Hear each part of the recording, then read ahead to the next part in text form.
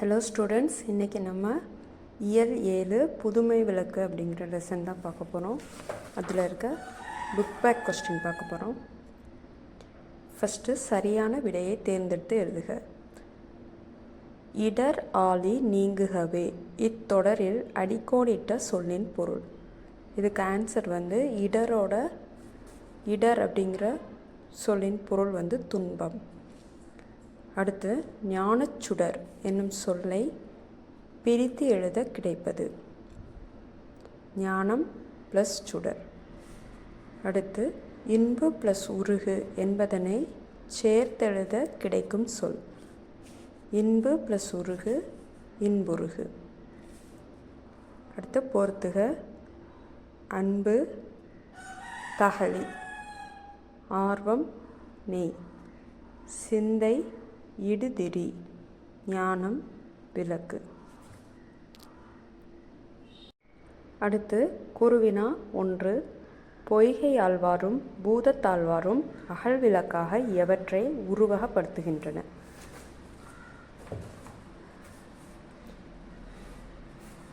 பொய்கை ஆழ்வார் பூமியை அகல் விளக்காகவும் பூதத்தாழ்வார் அன்பை அகல் விளக்காகவும் உருவகப்படுத்துகின்றனர். 2. பொய்கை ஆழ்வார் எதற்காக பாமாலை சூட்டுகிறார்?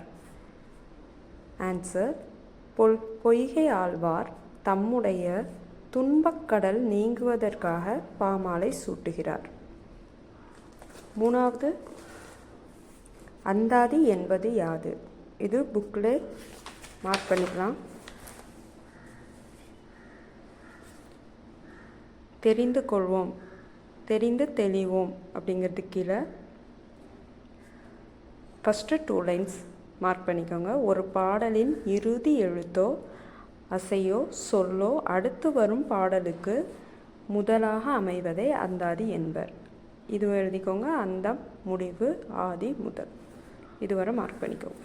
இது குருவினா 3. அடுத்தது சிறுவினா. பூதத்தாழ்வார் ஞான விளக்கு ஏற்றும் முறையை விளக்குக.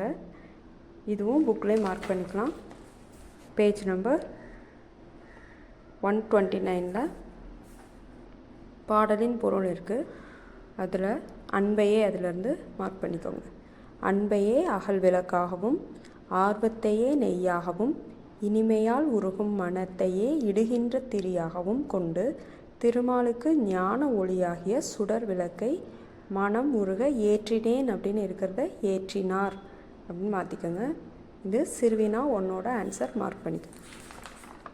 அடுத்து சிறுவினா 2 உருவக அணி எவ்வாறு அமையும்? இது பேஜ் நம்பர் 128 உருவக அணி அப்படிங்கிற ஹெட்டிங் கீழே ஃபஸ்ட்டு பேராகிராஃப் ஃபுல்லாக மார்க் பண்ணிக்கோங்க.